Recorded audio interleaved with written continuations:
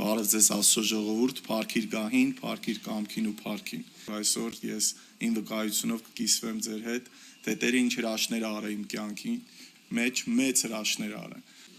Ես Պողոսն եմ, Արարատ քաղաքից, Պողոս Մրչումյանը, պատերազմի 2020 թվականի հոկտեմբերի 2-ին շատ ծանր վիրավորում եմ ստացել, 12 վիրահատություն եմ անցել եւ իմ կյանքիս մեջ վերջապես փոխվեցի ես, դարձա Հիսուսին։ Մեկ պատճառով, երբ որ նրան հանդիպեցի։ Ես ուզում եմ իմ կյանքից մեջ պատմեմ այն ինչ որ Աստված արել է, ինչից է ինձ պահել եւ ինչից է ինձ փրկել։ Ես ծնվել եմ հոգեվոր ընտանիքում, մամաս 25 տարեկան մահացել է տիրոջ մեջ է եւ իմ կյանքից մեջ դժվարությունը այնքան շատ է եղել, որ ես չէի կարող հասկանալ, ես դժվարության մեջ եմ ծնվել, թե դժվարությունը, չգիտեմ, ի չէի կարող իմ կյանքից մեջ այդ առանձնացնել ինձանից։ Մամա շատ նվիրված հոգևոր այել է, երիտասարդական ճամբարում 93 թվականին, եթե չեմ սխալվում, Հիսուսի հանդիպել է մամայիս տեսիլքով, մամաս խնդրել է, ասել է, «Թողես ապրեմ», ասել է, «Չէ, Թամար, ես ուզում եմ, որ դու ինձ հետ գաս»։ Գիտեք, բաներ կար իմ կյանքից մեջ, որ ես չէի կարող համակերպվել։ Մամաս մահանալուց մի քանի օր առաջ ինձ ընծայել է եկեղեցում ու մեկ խնդրանք ուներ Տիրոջից, ասում էր, «Տեր, ես ուզում եմ, որ Պողոսս Հովհաննես Մկրտիչի նման քարոզիչ մեծանա»։ Ես ունեցել եմ խորթմայր, չեմ ուզում դրա մասին խոսամ, ես իրան շատ սիրում եմ։ Ես ունեցամ երկրորդ մաման, որ իմ տատիս էր։ Ինքը իմ կյանքից մեջ մեծ դեր է տարել։ Ես իրան շատ եմ սիրել։ Տատիս հոգևոր գեներալների իմ համար այդ դասի մեջ է մտնում, որտեվ իր կյանքի աղոթքները իմ համար մեծ հրաշքներ են գործել։ Տատիս երազում էր ու աղոթում էր, Տիրոջն ասում էր, «Տեր, ես էլ ուզում եմ, որ Պողոսս Սամուելի նման մարգարե լինի» եւ ես ասում եմ, «Հիսուս, բա ես ուզում եմ Պողոսի նման լինեմ»։ Ես հիմա ո՞րն եմ ուզում, ասում եմ, «Քանի որ դու շատ մեծ ես, 3-ն էլ տուր ինձ»։ 2007 թվականին Աստծո հրաշքով ապաշխարեցի ես, որտեղ իմ կյանքից մեջ, երբ որ իմ ննջարան մտնում էի, նայում էի Թայսոնի նկարին, ասում էի, «Հիսուս, Թայսոնին քեզնից շատ եմ սիրում», որտեղ Աստծո հանդեպ բողոք ունեի, նեղվածություններ ունեի, որ իմ կյանքի մեջ այդ մեծ նեղությունները կար, որտեղ չէի կարող համակերպվել, երբ որ մամաս մահանում էր, վազելով մեզ տարան, որ մամային վերջի անգամ համբուրենք, մաման ձեռքով արեց, ասեց, «Մոտիկ չգաք, կարգերը ինձ են սպասում»։ Իմ մեջ սենց մի հատ բողոք կար, ինչի համար այդ կարգերը Աստված այդ ավելի կարևոր էր, քան այդ վերջի համբույրը, որ ես պիտի քեզ տայ, ու այս անհաշտություն իմ մեջ կար, բողոք, որ երբեք Հիսուս դու ինձ հնարավորություն չտվեցիր, որ ես իմ մամայիս համար ծոմ պահեմ, իմ մամայիս համար աղոթեմ, ես հիշում եմ իմ մամայի թաղումը, որ ես ուրախանում եմ, ասում եմ, «Յուս ձածաները լացում են ու մենք չենք հասկանում ինչ էր դա տեղի ունենում», Աստված ոնց որ այդ հասկացողությունը մեր միջից վերցրել էր։ Վերջը ես շատ հեռացա Տիրոջից 2007 թվականին հանկարծ Հիսուսը հայտնվեց իմ կյանքիս մեջ, անկեղծ եմ ասում, հենց այդ օրը Սուրբ Հոգի եմ ստացել։ Մեղավոր մարդը Սուրբ Հոգի ստացավ, ես չէի կարող հասկանալ, այն ինչ է իմ հետ կատարվում, ժամը 5-ից մինչև գիշերը 11:30 լացում է, ասում է, «Հիսուս, ինչ ես ուզում քեզ տամ», մի ձայն ինձ ասում էր, «Տուր բոքսը, որ քո ամենաթանկն է»։ Ես 2007 թվականից ես շատ տաղանդավոր բռնցքամարտիկ եմ ելել, շատ արդյունքների եմ հասել ու այդ օրը որոշեցի, որ ես իմ կյանքի միակ նպատակը, որով ուզում եի հասնել, նվիրեմ Հիսուսին։ Կյանքս տվեցի Հիսուսին, մեկ տարվա մեջ շատ մեծ հրաշքներ, Աստծո խոսքը գերբնական գալիս էր իմ կյանքիս մեջ, ես հասկանում էի, որ Աստված յուրահատուկ ձևի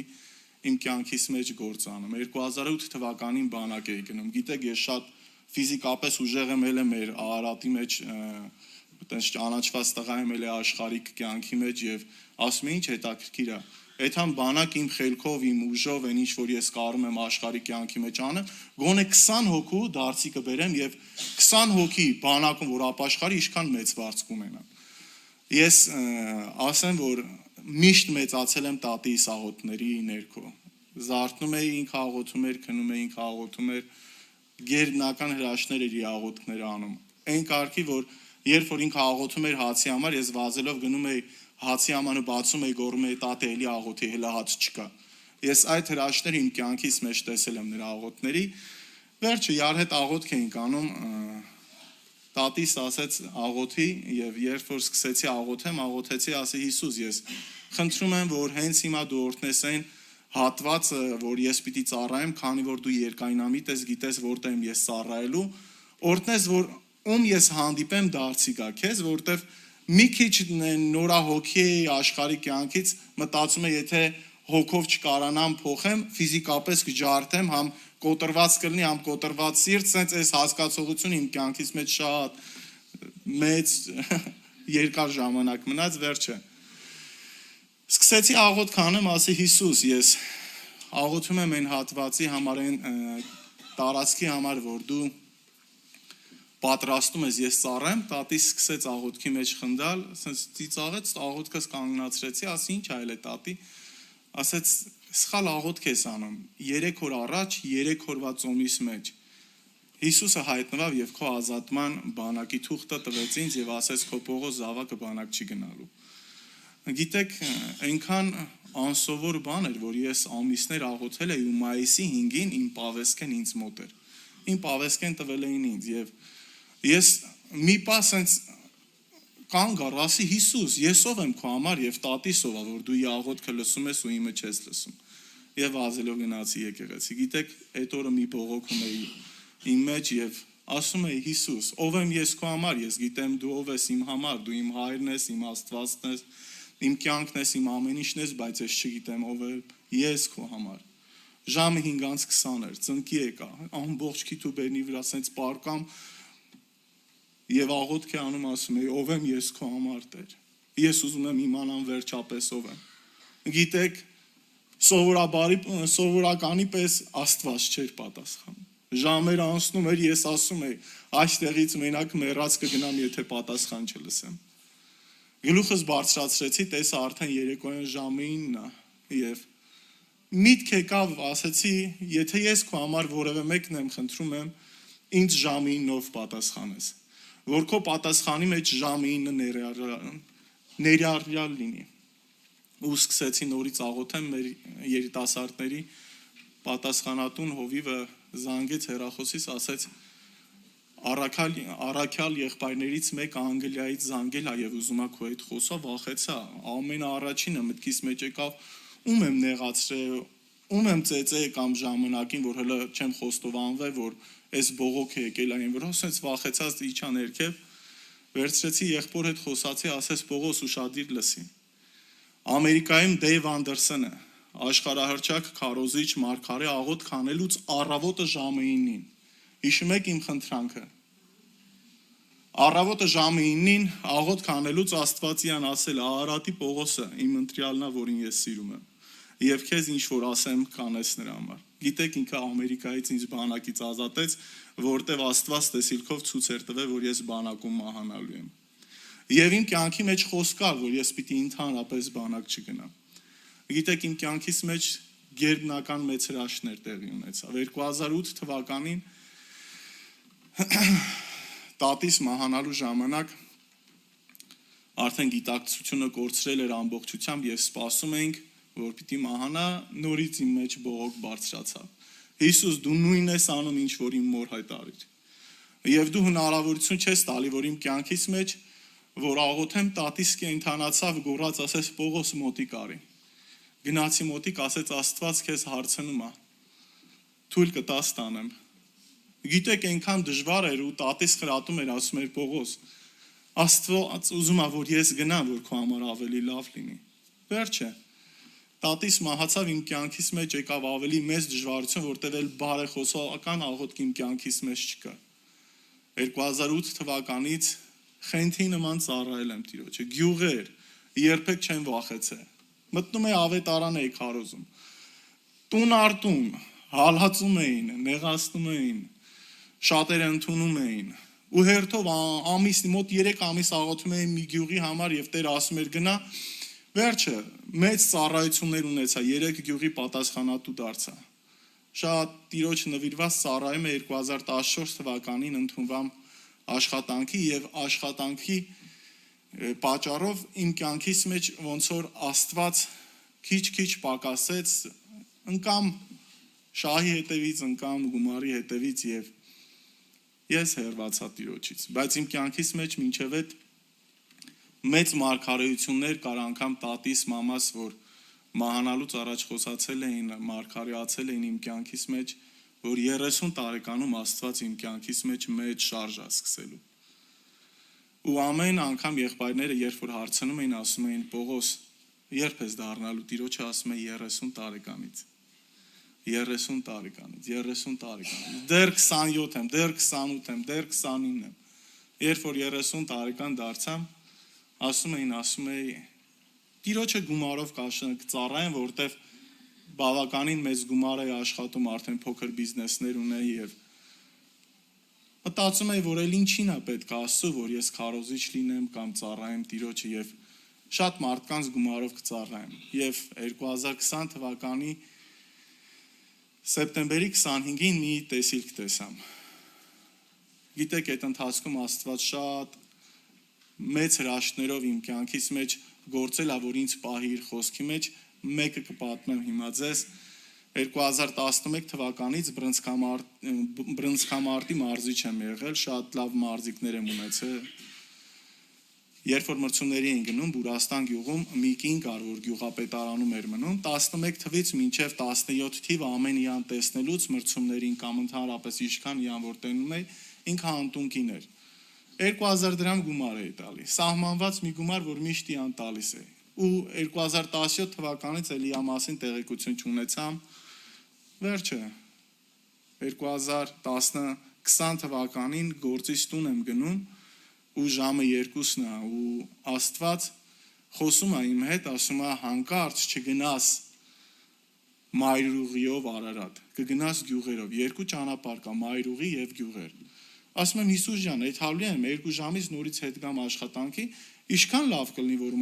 Մայրուղիով Արագը գնամ եւ շուտ կհասցնեմ հանգստանամ։ Անենց զգացողություն էր, որ ես պիտի մահանամ ճանապարհին, եթե այնպես չգնամ, վերջը մտա գյուղերով։ Գնում եմ ու ես իմ մեջ բողոքում եմ, ասում եմ, այ Պողոս, հեսա մի ժամից կհասնես, այն ժամանակ կհասներ, կքներ, կհանգստանայր եւ երբ որ հասա Բուրաստան գյուղը, ժամը արդեն 2:30 էր, հանկարծ տեսա այդ կինը կանգառում կանգնած է։ Այն ձայնը, որ մեր հետ միշտ խոսում է, կանգնիր, գումար տուր, չկանգնամ ժողովուրդ։ Քշեցի գնացի, բայց զայնը անընդհատ ինձ ասում էր կանգնի, կանգնի, կանգնի եւ ներողություն խնդրեցի Տիրոջից եւ ետ դարձամ մոտ 10 կիլոմետր հեռացել էի անից, աղոթում եմ, ասում եմ Հիսուս, եթե հնարավոր է թող այդ կինը նույն տեղում մնա, որ ես իմ սրտիս մեջ բեր չունենամ։ Գիտեք, այդ կինը, որ ինձ տեսավ ուրախությունից սկսավ ցատկոտել։ Գոռում էր Հիսուս, դու իրական վեմ ես իմ կյանքիս մեջ ու զարմացել է, ասում է ինչ է տեղի ունեցել, ասում էր 2 օրը հաշեմ կերե, գիշերը 11-ից 12 աղոթք էի անում եւ ասում է Տեր, ուղարկի այն տղային, որ ինձ միշտ 2000 դրամ գումար էր տալի։ Ասում է աղոթքի մեջ ես զգացի, որ Աստված ինձ առաջնորդում է, որ հենց հիմա հավատքի քայլ անեմ։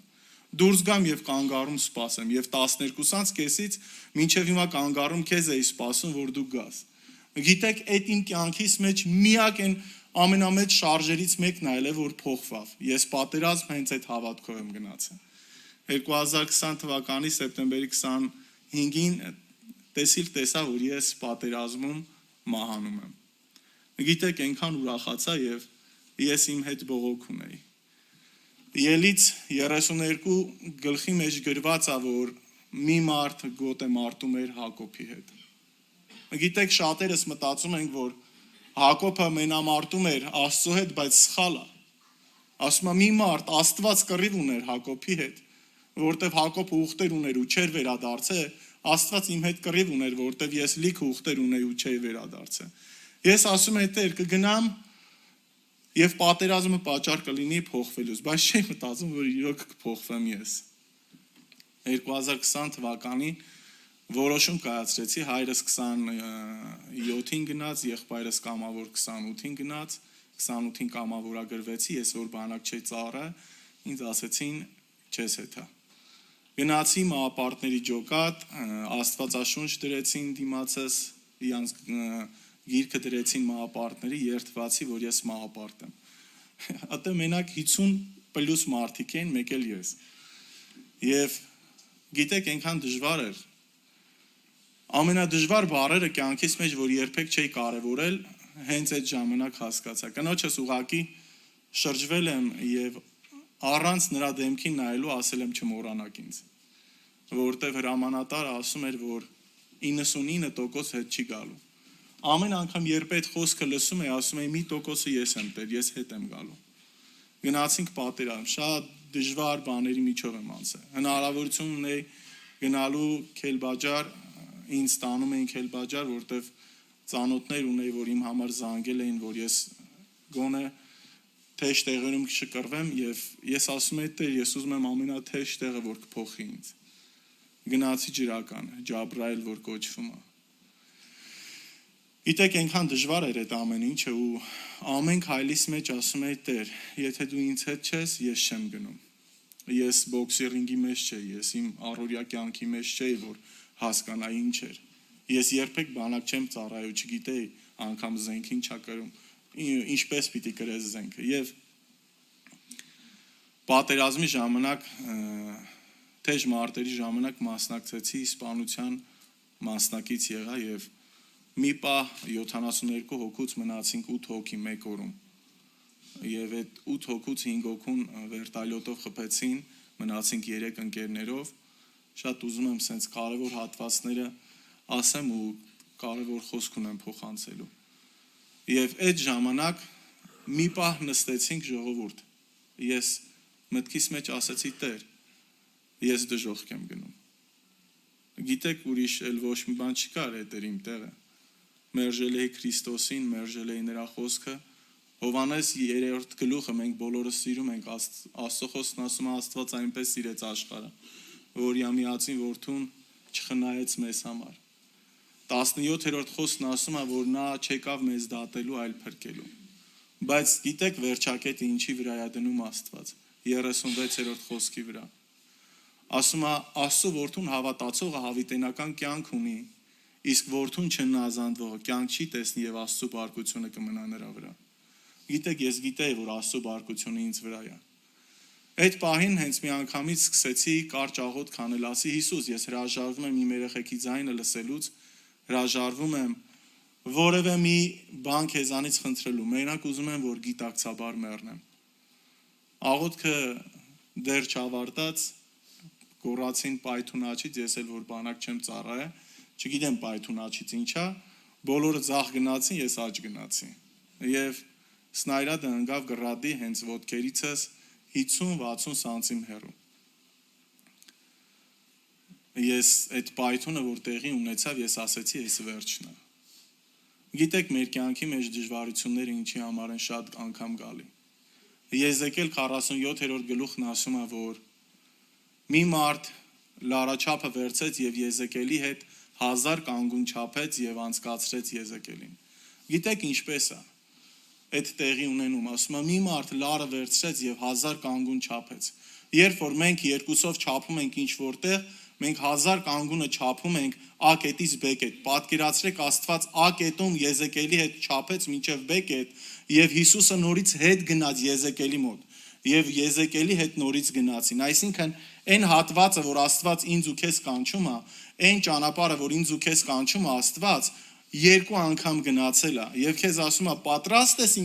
ես պատրաստ եմ քո հետ այն ճանապարհը, որի մեջ քեզ կանչում եմ, երրորդ անգամ գնամ։ Այն ճանապարհը, որի մեջ ես քեզ կանչում եմ, գնացել եմ, եկել եմ Պողոս, շատ լավն է այդ ճանապարհը, շատ լավն է, խոստումներ կա, օրհնություններ կա, վստահի ինձ։ Եվ մեր կյանքի մեջ դժվարությունները գալիս են այն պատճառով, որ մենք դեռ մնում ենք, վայ Տեր, ես ջրից վախենում եմ, վայ ջրերը իմ ծնկներն են, վայ ջրերը իմ մեջքն են, վայ ես չգիտեմ լողանալ Տեր։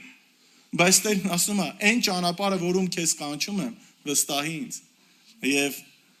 երբ որ ուշքի եկա, արդեն ամեն պայթունից հետո մեծ փոշի էր տեղի ունենում, երբ որ ուշքի եկա պայթունից, արդեն փոշին չկար, մի ընկերս զոհվել էր, այն մի ընկերս ծանր վիրավորում ուներ գլխի հատվածում, իսկ ես ինչ չէի տեսել։ Ցանկացա, որ առաջի հենց այդ process-ի ժամանակ օգնեմ ընկերոջս։ Փորձեցի, որ կանգնեմ, սենց ամենա իրական բառով ասեմ, քանդվամ իրարից։ Ոտքերս թարս ծալվավ եւ ընկամ գետին, որտեվ 800 եղունգներիցս մեծ մինչև 8 սանտիմ մեծության ասկոլկեք կային մեջս։ Ամբողջ սրտի, հոգերիս, որովայնից, դիմային հատվածներ, երկու ձեռքերս, երկու ոտքերս ամբողջությամբ։ Հիմա մոտ 300 ունեմ, 350 հատ մեջս ասկոլկա ունեմ ու գիտեք այդ ժամանակ ես հասկացա, որ ես կենթանի մնացել, որ Աստված իր խոսքը կատարեց, այն ինչ որ խնդրեցի նրանից տվել այդ եւ արագ ուզեցամ հայրմերն ասեմ։ Ժողովուրդ, այնքան հայրմերը չէ, ասեմ մոռացել էի։ Այնքան հայրմերը չէ, ասեմ մոռացել էի։ Ասում էի հայրմերը, 3 անգամ ասում էի, որ գոնե ստեից ընդեից մի բառ կպցնեմ, ամբողջական դարձնեմ։ Ու ես իմ կյանքիս մեջ միշտ մտածել եմ, որ ես յուրահատուկ եմ, ես լավն եմ, ձեր հետ կարա լինի, բայց ոչ իմ հետ, բոլորի հետ կարա լինի, բայց ոչ իմ հետ, բայց մահը իմ դուրս եկավ առանց իմ դուրը թակելու։ Ես երբեք չէի մտածում, որ 30 տարեկանը իմ կյանքի հետ վերջի ընթացքն է։ Ու սենց ափսոսանք, Հիսուս, էս էր իմ կյանքը, էս էր նախատեսել։ Ու արագ աղոթք էի անում, որ փրկվեի։ Գորացի օգնեք ինձ։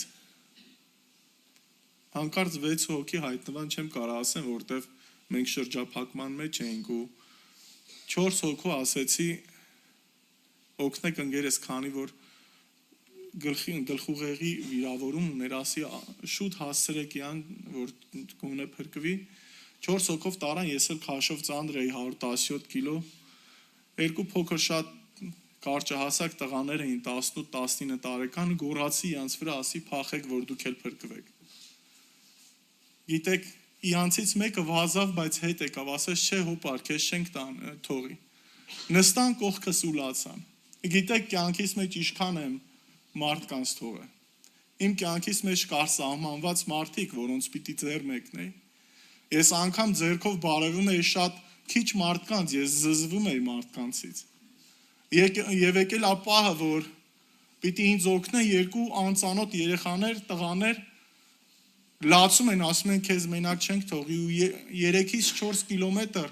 ինձ սարը հրետակոծման տակով սենց պիտի իջացնեն եւ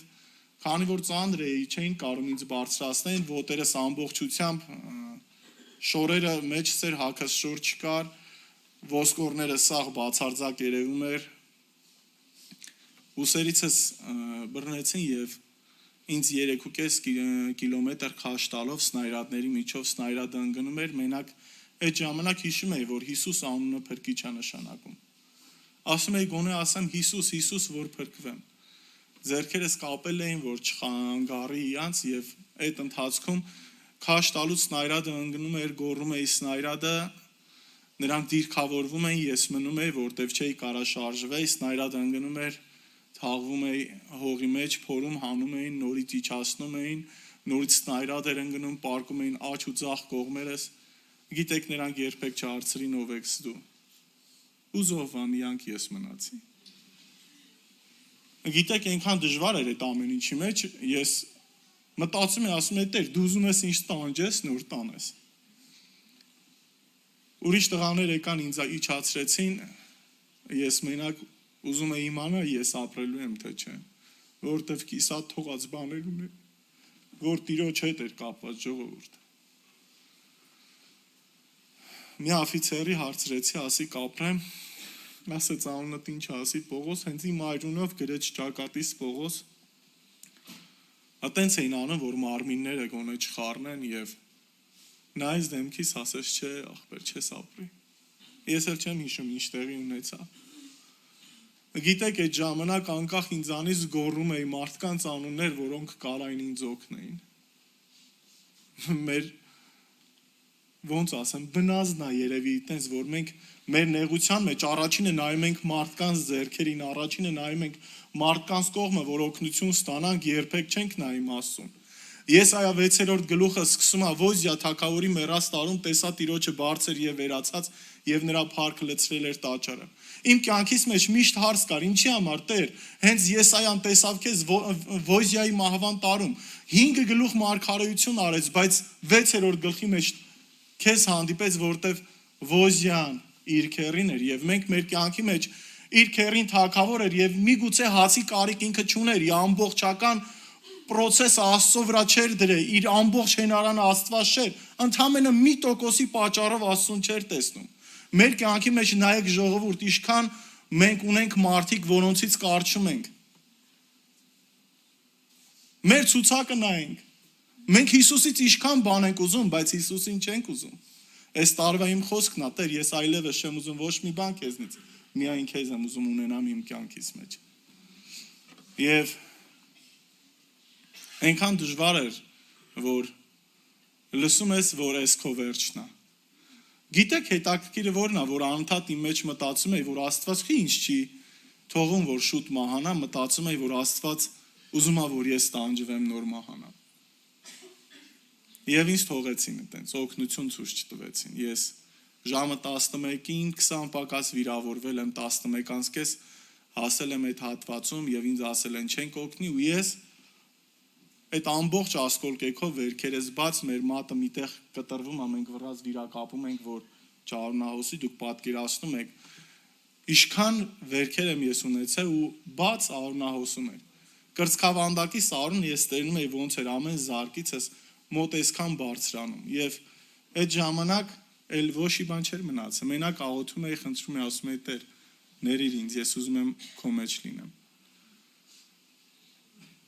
Ժամը 5-ի կողմերն էր։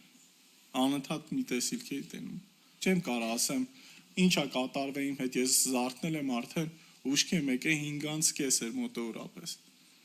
Ես անընդհատ տեսիլք էի տեսնում, որ միտեղ եմ ու լիքը սքավոր մայրեր կան, որոնք իմ մեջքի հետևն են, եւ Վահրամն ու Դավիթը, որ իմ ընկերներն էին, որոնք արդեն զոհվել էին, այդ ընկերս էլ որյան ասել է շուտ իջացրեք, ինքն էլ էր արդեն զոհվել, իրանք բարձրանում էին մի բեմի նման միտեղ ու ասում էին, այս մեր միջոցառումն է, քոնը չի հետ գնա, ու ես ուզում էի բարձրանալ հենց այդտեղ, որտեղ որ ուրախություն կար, խաղաղություն, ցավ չկար։ Ու երբ որ բարձրացա այդ ժայռի վրա, Վահրամը ինձ բրդեց, ընկնելուց մտածեցի, որ այս վերջն է, ու ես հեսա կմահանամ, երբ որ աչքերս բացեցի, Քրիստոսի ոտքերի առաջ էի։ Գիտեք, առաջի զարմանքս ինչ էր, որ ես ճանաչում եմ նրան, որտեղ ինքը նկարների Հիսուսը չէր։ Երկրորդ զարմանքս, որ նրա վերքերը իմ վերքերից շատ էին։ Ու ես գիտեի, որ այս վերքերը իմ մեղքերի արդյունքն է։ Բերանս բացում է, ասում է Հիսուս, ինձ կյանք տուր, բայց բերանս բացվում էր, ասում է Հիսուս, ես ինչ գեղեցիկ ես։ Ես ինչ գեղեցիկ են քո աշկերը ու ես քեզ սիրում եմ։ Նորից ուզում էի գոռալ, ասեի Հիսուս, ինձ կյանք տուր, ես որբ եմ։ Ինչ ես ուզում իմ երեխեքը որբ մեծանա, նորից բերանս բացվում էր, ասում է Հիսուս, ես ինչ գեղեցիկ ես։ Ես ինչ գեղեցիկ են քո աշկերը ու ես քեզ սիրում եմ, բայց ինքը ամեն անգամ իմ հարցին, երբ որ ես ուզում եմ ասել, բայց բերանս նույն գովաբանությունն էր արտահայտում, ինքը իմ մտքին պատասխանում էր, դու իմ որդին ես, ես քեզ սիրում եմ։ Ես գոռում էի, ասում էի Հիսուս, ես դժոխք եմ գնում, իմ բերանը նորից ասում էր, դու ինչ գեղեցիկ ես, ինչ գեղեցիկ են քո աշկերը, ինքը ասում էր, դու իմ որդին ես, ես քեզ ներում եմ։ Գիտեք, անընդհատ ասում էի Տեր, եթե քո կամքն է մեռնեմ, կամքդ փոխի, ես քո հետ համաձայն չեմ, որտեվ մեկ բան ունեմ, ես քո համար դեռ չեմ ապրել։ Կամքդ փոխի, ես ուզում եմ ապրեմ քո համար։ Եվ ժամեր, գիտեք ինչը փոխեց իմ կյանքիս մեջ, նրա աշկերի փայլ եւ դեմքի ժպիտը, փոխեց իմ ամբողջ կյանքը, ամբողջ ընթացքս։ Գլուխս բարձրացրեցի, արդեն ուշքի եկե ու լիքը մարմիններ կային մոտս, բայց չէի կարողանում ոչ մի շարժում, ոչ մի գործողություն, ոչ մի արձագանք չէի կարող անել եւ այդ ժամանակ Ստեփանյան Արամը տեսնում է, որ աշկիցս արցունք է գալի, ասում է տղեր, ես տղան ողջ է մնացել եւ որ բերում են շորերս, որ ինչ որ մնացել էր, սենց բացեցին, տեսան կրծքավանդակս ամբողջ ասկոլկաները, վերքերը, ոտքերս, սա բաց ջարդվածքներ ու հետ գնաց ասեց, չենք կարա օգնենք, գիտեք այդ ժամանակ ուզում էի գոռայի կարաս ախպեր։ Զինվորներ կային, որ զզվում էին վերքերիցս, ես իմ ամբողջ կյանքից մեջ զզվացել եմ մարդկանցից։ Ես անգամ նույն բաժակով երբեք ոչ մեկի հետ ջուր չեմ խմել, իմ երեխեքի խմած բաժակով անգամ չէի խմում ջուր։ Ու եկել եմ մի հատված, որ լիքը սերմ եմ ցանել։ Լիքը սերմ ցանել եմ ու նայում են Արոնը ոտքերիցս գնում, ամբողջ մարմնիցս գնում ու զզվում են, որտեվ բացին կաները, կոշիկները, շորերս մեջս են մտել։ Ու ոչ մեկ չի ուզում էդի հանի ու ես նայում եմ, ասում եմ, ես հասարակ մարդ չեմ, ես ինչ որ մեկն եմ, օգնեք ինձ, բայց ոչ մեկին ոչ մի բան չէր ասում եւ Աբրահամ անունով մի տղա եւ Արամ անունով մի տղա եկան ասեցին մենք կօգնենք քեզ։ Վերջը վիրակապեցին ինձ եւ սկսեցին իմ համար կռիվ անել։ Կռիվ անել իրանց սեփական երախու նման, որ մենք իրան պիտի դուրս հանենք։ Անընդհատ ասում էին սպորտսմենա, ափսոս է այստեղ։ Գիտեք ինչ տեղի ունեցավ, նրանք ինձ դուրս հանեցին եւ իրանք զոհվան։ Երկու հայր եւ որդի, երկու հոգի որոշեցին, որ ինձ բեմպեով պիտի իջացնեն հրամանատարական բունկեր։ Իսկ բեմպեով այդ ժամերին, այդ հատվածում Ջաբրայելի այդ ամենաթեժ կետերում բեմպե տեխնիկա քշել է դի ինքնասպանություններ։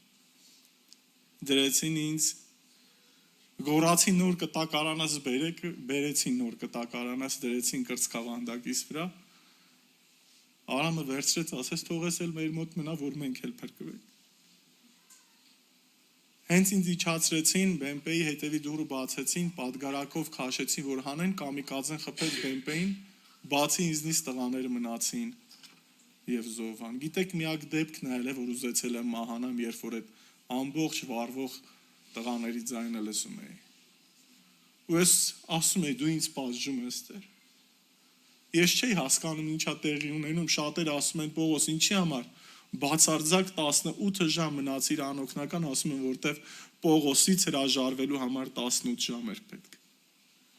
Ես ամեն ժամվա մեջ ասում եմ Տեր, ես ինձնից հրաժարվում եմ, իմ ցանկություններից։ Իմ ամեն ինչից հրաժարվում եմ, ուզում եմ քեզ ունենամ ամբողջությամբ։ Ես հրաժարվում եմ իմ կյանքի բոլոր երազանքներից հոգևոր։ Ես էլ չեմ ուզում լինեմ Պողոսի պես, ես չեմ ուզում Հովանեսի պես լինեմ, ես չեմ ուզում Սամուելի պես լինեմ, ես ուզում եմ հենց քո պես լինեմ, թույլ լինեմ քո պես։ 8 ժամ մնացել է մտե, ես իմ ոտքերի գանգրենան տեսնում եմ ինչպես է բարձրանում, աջ ձեռքիս, մատերս այսքան եմ կարում բացեմ, չեմ կարում ամբողջ աջ ձեռքս, ոտերը շատ խնդիրներ ունի, աղիքների վիրահատություններ եմ շատ տարել։ Վերջը, այդ հատվածում շատ էի աղոթում ու հանկարծ պահելա, որ մեկ մեքենա կար, որ պիտի դուրս անեն եւ այդ մեքենայի մեջ կամ պետքա դնեն 3 վիրավոր, թեթև կամ պետքա ինձ դնեն ու այդ ամեն ինչը խոսում էին հենց իմ ներկայությամբ, ասում էին մեկա չի ապրելու, ինչի համար իրան տանենք։ Գիտես այնքան դժվար է, որ դու քո կյանքի մեջ էլ չես կարող որոշում կայացնես, բայց ես հասկացել եմ մեկ բան, ասում եմ Տեր, այո, ես քեզ եմ հավատում, ես քո վրա եմ իմ հույսը դնում։ Գործք Առաքելոս 27-րդ գլխի մեջ, երբ որ Պողոսը նավավարվում էր, որ պիտի տանեին կայսրի մոտ, նավավարության մեջ 14 օր նրանք մնացին սոված, եւ Պողոսը հավորապետին մոտիկացավ, ասեց նավավարները, եթե նավը լքեն, դուք ողջ մնա։ Չի ասում մենք ողջ մնա, ասում է նավավարները, եթե նավը լքեն, դուք ողջ մնա, որտեվ եթե նավը խորտակվի, Աստված միգուցե նույն ձևի հրամայի,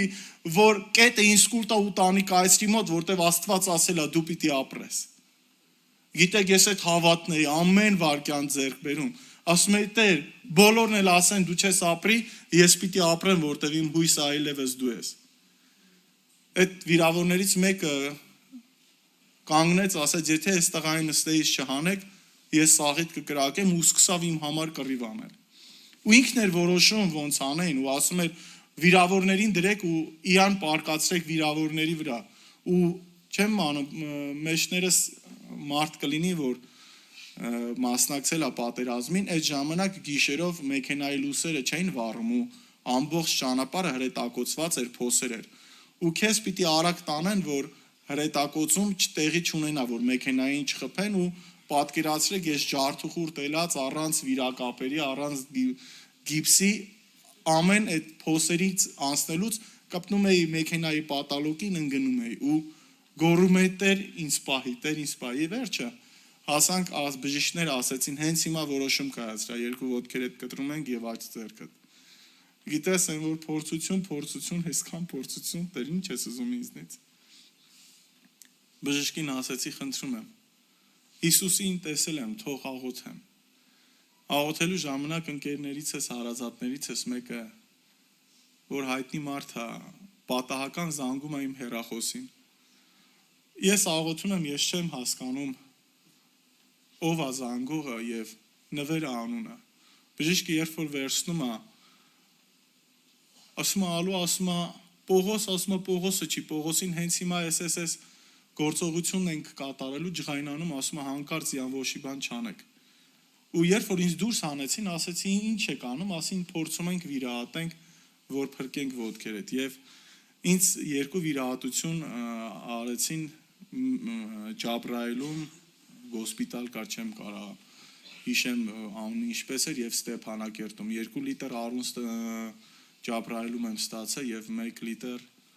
Ստեփանակերտում ու բերեցին Հայաստան։ Գիտեք ամեն վիրահատությանս ժամանակ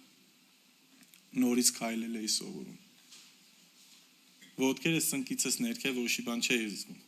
Ամեն անգամ շորես հագնելուց ոտիս մատերը ջարդում էի, որտեվ չէի կարում իրանց կառավարեի, որ շալվարիս մեջ շալվարը հագնելուց կարանայի sense կսկում անեի, ամեն բարձրացնելուց տենում էի, որ մատերս թեքվել է, չէի զգում այդ ամեն ինչը։ Վերջը, այդ ժամանակ սկսեցի Տիրոջը կանչեմ իմ կյանքիս մեջ։ Գիտեք, երկու անգամ եմ ընդամենը Հիսուսից խնդրել բժշկություն իմ կյանքիս մեջ։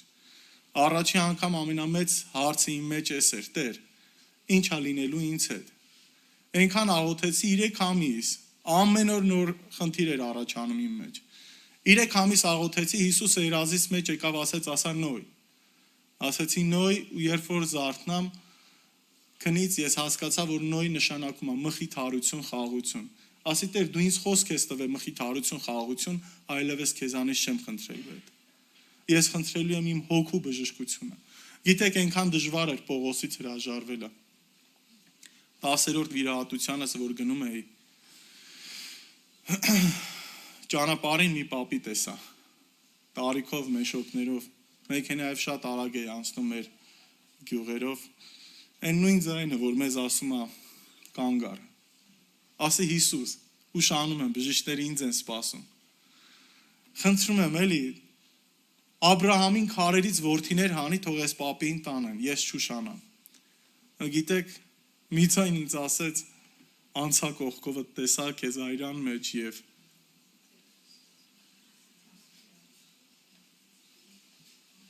ամանչեցի։ Ասի Տեր, թող իմ պատիժը ես վառելիքը լինի, որ ես ընթացքում քշեցի։ Ետ դարձամ, գնացի կանգնամ հակառակ կողմով պապին, ասի բարև պապի ջան, ուր ես գնում, ասեց տափերական գյուղն եմ գնում։ Ասի արի տանեմ, ասեց ինչի համար։ Չէ, ասի արի տանեմ, ասեց գումար չունեմ։ Ասի արի անվճար եմ տանում քեզ, ասեց ինչի համար։ Բոլորս մի բան պատասխանենք, մտքիս մեջ եկավ, չգիտեմ խի հենց այդ եկավ, ասեցի քո բոլոր ապրած օրերի համար ես քեզ անվճար եմ տանում։ Մեքենան քշեցի, որ շրջադարձ անեմ գամ իան ճիշտ տեղից վերցնեմ, տեսա լացում է։ Ասի ինչ է տեղի ունենում, պապի քեզ լացում։ Ասեց 92 տարեկան եմ։ Ավտոբուսը չկանգնա, որտեվ վեշերով էի։ Ու ես աղոթում եմ, ասում եմ, Տեր, 92 տարի ապրել եմ, նյուժելի մեկ անգամ քո համար չեմ ապրել, որ մեկին ուղարկես։ Ու դու եկել ես ասում ես, որ քո բոլոր օրերի համար ես քեզ անվճար եմ տանում, նստավ տեսավ ձեռնափայտերով երկար տարիներ եմ քայլել, 3.5 տարի ձեռնափայտերով եմ քայլել։ Տեսավ ձեռնափայտերս, իան վատ էր զգում, հանել էր մուրաբաներ էր ուզում ինձ տար, ասի պապի ջան, քեզնից մենակ օրհնություն եմ ես ուզում։ Երբ որ հասցրեցի նրան իրանց տուն, մեքենայից իջավ, ասի դե օրհնի ինձ, նայեց դեմքիս, ասեց տղա ջան, գնա, քո ցանածն ավելի մեծ է, քան իմ տված օրհնությունը։ Գիտեք, ամբողջ ճանապարհին լացել եմ։ Շատ անգամ մենք վար ենք անում, տապ ենք անում։ Ջրում ենք չի աճում, ինչի համար, որտեվ չցանեցինք։ Ժողովուրդ, այն սերմը, որ մենք ցանում ենք, ես ասում եմ Տեր, ես 100-ապատիկի համար եմ ցանում։ Ես 60-ի, 30-ի համար չեմ ցանում, ես 100-ի համար եմ ցանում։ Եթե մեր կյանքի մեջ բաներ կա, որ պակասում է, ուրեմն քիչ ենք ցանում։ Գնացի բժիշկները խոսք չեն տալի, որ վիրահատությունս կանեն, որտեղ ռևիզիոն կրտնակի ոսկորներս փոխպատվաստում պիտի անեին, էնդոպրոթեզավորման վիրահատություններ էր եւ այնքան դժվար էր, գնացի Մոսկվայից բժիշկ պիտի գար, որ ինքը աներ, եկավ, ասեց չեմ անի, ասի կլինի քո ձեռքերի համար աղոթեմ։ Ասեց աղոթե երիտասարդ, աղոթեցի, ասի ես չեմ ուզում, որ դու անես, ես ուզում եմ, որ քո միջոցով Հիսուսն անի։ Կարոզեցի այս բժիշկին, այնքան նվիրվավ Հիսուսին, որ ասում էր, եթե հնարավոր լինի իմ ծունկս քեզ կտամ, ես ծնկների խնդիր ունեմ։ Եկան վիրահատության օրը նշանակված էր եւ արդեն վիրահատության պիտի գնամ առավոտը լուսաբացի 5-ին երաս տեսա։ Մի ձայն ինձ ասում էր Պողոս աղոթի դժվար է լինելու։ Ու այդ իմ 10-րդ վիրահատությունն է ժողովուրդ։ Ես արդեն սովորել էի վիրահատության։ Արդեն իմ համար սովորական էր վիրահատությունները։ Ես առաջի անգամ համարձակվամ աղոթեմ, Տիրոջից խնդրեմ բժշկություն։ Ծնկի չէի կարող գայի, պարկեցի իմ ամբողջ հասակովս գետնի վրա եւ ասում էի Տեր, տուր ինձ իմ ոտքերը, որ առաջվա պես քո հետևից վազեմ։ Գիտեք մի ձայն ինչ էր ասում։ Ինձ մոտ գալու համար ծնկներ են պետք, ոչ թե ոտքեր։ Ու ես ամանչում եմ, ասում եմ Տեր, ինձ ոտքեր պետք չեն, ինձ ծնկներ են պետք եւ ես ունեմ ծնկներ։ Եվ այդ իմ վերջի աղոթնելով բժշկությանս համար, որ ես աղոթել եմ։ Այո, երբեմն Աստված ուզում է, որ մենք Հակոբի նման կաղալով խոնարհ լինենք։ Երբեմն Աստված ուզում է, որ իր փառքի համար, որ մենք ինչ-որ տկարություններ ունենանք մարմնի, որտեղ անդամալույցին Հիսուս առաջինը ներսի ոլորտը բժշկեց։ Անդամալույցին ասեց քո մեղքերը ներված են։ Հիսուս այն հավատքը, որ տվել է մեզ, տվել է առաջինը մեր ներսի ոլորտի համար։ Եվ երկրորդը դրսի ոլորտի։ Գիտեք իմ կյանքի ամենասիրած խոսքը որն է այլ։ Մարդ ոչ միայն հացով կապրի, այլ Աստծո բերանից դուրս եկած խոսքով։ Մատթեոս 4:4։ Եղբայրներից մեկը առողջական խնդիր ուներ, ու այդ օրերին Աստված հետաքրքիր ձևի մարգարեական խոսքով իմ հետ մարգարեական ծառայությունը, մարգարեական տեսիլքները իմ կյանքից մեջ ոնց որ Աստված սկսել էր բարձրացնել եւ շատ մարգարեական երազներ էի տեսնում, ասում էին ինչի համար Աստված երազներով է խոսում, ասում էին որտեվ միակ տեղն է, որ մենք սուս ենք մնում։ Աստված լռության բարեկամն է։ Երբեմն մենք նրա ձայնը չենք լսում, որտեվ մենք չենք դադարում խոսելուց։ Եվ աղոթք է անում եւ հանկարծ եղբոր համար, որ տենանք Աստված ինչ է տալիս եւ երազից մեջ Հիսուսն եկավ, ասեց Պողոս գնա եղբորն ասա քո սիրած համարը։ Ես աղոթում եի եղբոր բժշկության համար ու երբ որ Հիսուսն ասեց գնա ասա եղբորը քո սիրած համար, ես բարձրաձայն կանչեցի Տիրոջը ասի, այդ համ ասեմ Մատթեոս 4:4, ասեց ոչ, գնա ասա Ղուկասի 4:4։ Գիտեք, այնքան հետաքրքիր էր, որ ես քնից զարթնեցի, մի անգամից բացեցի Ղուկաս ավետարանի 4-րդ գլխի 4-րդ խոսքը, գիտեք ինչ է գրված։ Նույն խոսքը, ինչ Մատթեոս 4:4-ում է գրված։ Ոչ միայն մարդ հացով կապրի, այլ Աստծո բերանից դուրս եկած ամեն խոսքով։ Բայց ինչի համար էր Աստված ուզում, որ ես Ղուկասի 4:4-ն ասեմ, որտեվ Ղուկասը բժիշկ էր։ Աստված մեզ ոչ թե մենակ խոսք է տալի, որ մենք կապրենք նրա խոսքով, այլ Աստված ասում է դու բժշկված կապրես։ Բայց դրա համար հավատք է պետք։ Իմ կյանքից մեջ, տեղերից մեջ գիտեք անընդհատ ինչ էի մտածում։ շատ գումար ունեմ եւ լիքը հարցեր կլուծեմ։ 2008 թվականին եղբայրներից մեկը կանչեց, ասեց Պողոս գրի 4 հենարանները այս թղթի վրա։ Եվ փոքր սենց թղթեր տվեց, գրեցի առաջին հենարանս տատիս էր, երկրորդ հենարանը հայրս էր, որտեվ ում հետ ինչ կռիվ անեի, պապայիս անուն ազգանուն տալիս էին, ասում էին հաջողություն, նորմալ ամեն ինչ։ Երկրորդ հենարանը իմ հայրս էր, երրորդ հենարանը իմ ֆիզիկական ուժը, չորրորդը չունեի, բայց գրեցի գումար։ Ասեց տուր իմ մոտ։ Վերցրեցի սիրուն փակեց այդ ամեն մի թուղթը եւ ձեռքով խառնեց, ասեց վերցրու մեկը։ Վերցրեցի, ասեց կլորացրեցի, ասեց դե շպրտի քեզանից ինչքան հեռու կարաս։ Շպրտեցի, ասեց դե տես Աստված ինչ վերցես, գնա տես Աստված քեզնից ինչ վերցրեց։ Գիտեք, հենց այդ ասեց այնքան վախ մտավ մեջս, ասի մենակ տատիս ու պապայիս նետած չլինեմ։ Գնացի, վերցրեցի, տեսա որ տատիս եմ շպրտը։ Ասեց եթե Աստված չի քո հենարանը, բոլոր հենարանները ինչ որ ունես կկորցնես։ 2008 թվին տատիս մահացավ, 2012 թվին հոգևորության համար պապայիս հետ բաժանվեցինք։ Գիտեք այդ ժամանակ ունեի արդեն 2 մեծ հենարան, շատ ուժեղ էի եւ գումար ունեի։ 2020 թվականին կորցրեցի իմ երրորդ հենարանը ֆիզիկական ուժս։ Եվ տեղերից մեջ պարկած վիրավորումից երբ որ հետ եկե, ասում էի գումար ունեմ, ես կանեմ, այն կանեմ։ Եվ էդ էլ կորցրեցի եւ դարձավ Աստված իմ հենարանը։ Եթե Աստված չի մեր հենարանը, ժողովուրդ, այն ինչ որ ունենք, կկորցնենք։ Աստված Աբրահամին տվեց Իսահակ, որ զոհ ունենա։ Այն ինչ որ մենք ունենք, Աստված տվել է մեզ, որ զոհ ունենանք, կյանք, ամեն ինչ որ մենք ունենք։ Աբրահամը ուզում էր Աստծուն ամենաթանկ զոհը տալ, բայց չուներ, Իսահակն էր եւ Աստված տվեց Իսահակին, որ զոհ ունենար։ Այն ինչ որ ունես, իմացի, որ այդ քոնը չի, Աստծունն է։ Շատերը մտածում են, որ Սատանան հոբից խլեց ամեն բան, բայց Աստված էր հոբի համար ամեն բան,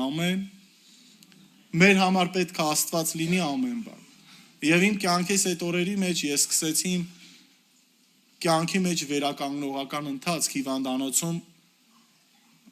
վիրահատությունից հետո վերականգնման ընթացքում արդեն 22 թվականին դառնում էի Աստծուն եւ ասում էի Հիսուս, ես հնարավորություն չունեմ գիրք կարդալու, հնարավորություն չունեմ աղոթելու, չեմ կարող ինքսին ուղղակի մղեմ այդ ամեն ինչի մեջ, բայց իմ երազանքս տալիս եմ հենց հիմա քեզ։ Ես երազում եմ, որ գիրք կարդամ, երազում եմ քարոզիչ դառնամ, երազում եմ այն ամեն ինչը ինչ քո մեջ կա։ Ու պարկում է երազում է ինչպես ես կքարոզեմ, երազում է ինչպես գիրք կարդամ եւ հոգին ասեց հենց հիմա մի գլուխ կարդա։ Գիտեք, այդ մի գլուխ կարդալու պատճառով տարին այսօր 4 անգամ Աստվածաշունչը ամբողջությամբ կարդում եմ։ Ընդամենը 1 գլուխ կարդալու պատճառով տարին 4 անգամ ամբողջ Աստվածաշունչը կարդում եմ 25 թվից մինչև առեսօր 20 թվից մինչև այսօր 25 անգամ Աստվածաշունչը ամբողջությամբ վերջացրել եմ։ Գիտեք ու ամեն օր նոր խոսք եմ ստանում։ Երբ որ Աստվածաշունչը կարդում եմ, ասում եմ Տեր, ես չեմ ուզում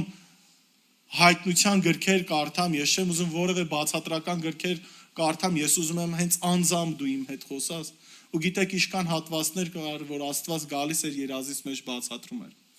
Որոշեցի, որ Տիրոջը պիտի ծառայեմ 2020 թվականին։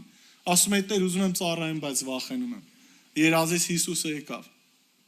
Ամբողջ խաչելությունը ցույց տվեց, ամբողջ երկրագունդը ցույց տվեց։ Գրկեց ինձ, ես իմ սիրտը տեսամ։ Գիտեք, ամենազզվելին էր իմ սիրտը, որ ես տեսամ։ Ականջիս կամաց շշնջաց, ասես քեզ ոչնչացնողը լռությունը չէ, այլ վախենալն է, ես քեզ հետ եմ։ Աստված միշտ մեր հետ է, ժողովուրդ։ Միշտ մեր նեղությունների մեջ, միշտ մեր հետ է։ Սեդրակ Միսակ Հաբեդնակովը երբ որ գնում էին կրակի լիճը, շատերը մտածում են, որ Աստված թողել էր նրանց, բայց եթե երկրորդ գլուխը կարդաք այդ դժվարությունների մեջ, երբ որ Նաբուգոդոնոսորը հրամայել էր դահճապետին, որ երազը չմեկնելու պատճառով բոլոր քրմերին, բոլորին սպանեն, Դանիելը Սեդրակ Միսակ Հաբեդնակովին խնդրեց, ասեց եկեք աղոթենք եւ նրանց 4-ի աղոթքի պատճառով Աստված երազի մեկնությունը տվեց, բայց 3-րդ գլուխը կարդացեք եւ ինձ չեք կարող ապացուցեք, որ այդ գլխի մեջ Դանիելը կար։ Դուք պատկերացնում եք Սեդրակ, Միսակ, Աբեդնագովը աղոթում են Դանիելի նեղության մեջ, բայց Դանիելը չկա Սեդրակ, Միսակ, Աբեդնագովի նեղության մեջ եւ շատերս մեր կյանքի մեջ մենք երբ որ նեղության մեջ ենք լինում, տեսնում ենք մեր կողքիները չկան, նեղվում ենք նրանցից, բայց մեկ պատճառ կար, Աստված անձամբ էր նրանց կյանքի մեջ եկել եւ Աստված ուզում էր որ այլևս նրանց Դանիելի ընկերներով չճանաչեն, այլ Իրանով ճանաչեն, որտեղ Նաբուկոդոնոսոր ասում էր ով բարձյալ Աստծո ծառաներ դուրս եկեք կրակից։ Չէր ասում Դանիելի ընկերներ, երբ որ նեղության մեջ ենք լինում ժողովուրդ, տեսեք Աստված անձամբ է ձեր կյանքի մեջ եկել։ Գիտեք, ես հասկացա բարի սամարացու վերջապես առակը։ Ես իմ կյանքիս մեջ հասկացա այդ առակը։ Ինչ էր առակն ասում։ Այդ բոլոր կերպարները ես էի։ Ես էի Երիքո վիշնուղը։ Ես էի քահանան, ես էի Ղևտացի։ Ամեն անգամ, երբ որ անցնում եմ իմ կողքով, ասում եմ վաղը կապաշխարեմ։ Ես որպես քահանա իմ հետ խաղում։ Ամեն անգամ, երբ որ անցնում էի, նայում էի եւ Ղևտացու նման անցնում էի, ասում էի այդ ես եմ։ Ես Տիրոջ ուխտերը իմ կյանքից մեջ չեմ բարձրացնում։ Եվ Տերը իմ կյանքից մեջ այս հրաշքը արեց։ Ես իմ կյանքս ամբողջությամբ տվեցի Տիրոջը։ Եվ հիմա ծառայում եմ Փառք Տիրոջ։ Անառակ որդին կանգնեց հորդ, խոսեց հորդ, ստացավ հորից։ Գիտեք, այդ պատմության մեջ մի հատ հարցական կա։ Պատմությունը վերջանում է հարցականով։ Մենք չենք իմանում մեծ որդին ինչ արեց։ Գիտեք ինչի համար Հիսուսը առակը, որ պատմում է հարցական չի թողում այդ առակի ամբողջ բովանդակության վերջակետը մենք այսօր պիտի դնենք։ Եվ առակը վերջանում էր, որ դու ինձ հետ կգաս այսօր խնջույքին։ Աստված մինչև հիմա մեզ ասում է, դու կգաս այսօր ինձ հետ խնջույքին, որ վերջակետը մենք դնենք։ Այո Տեր, ես գալիս եմ քո հետ խնջույքին։ Աղոթենք։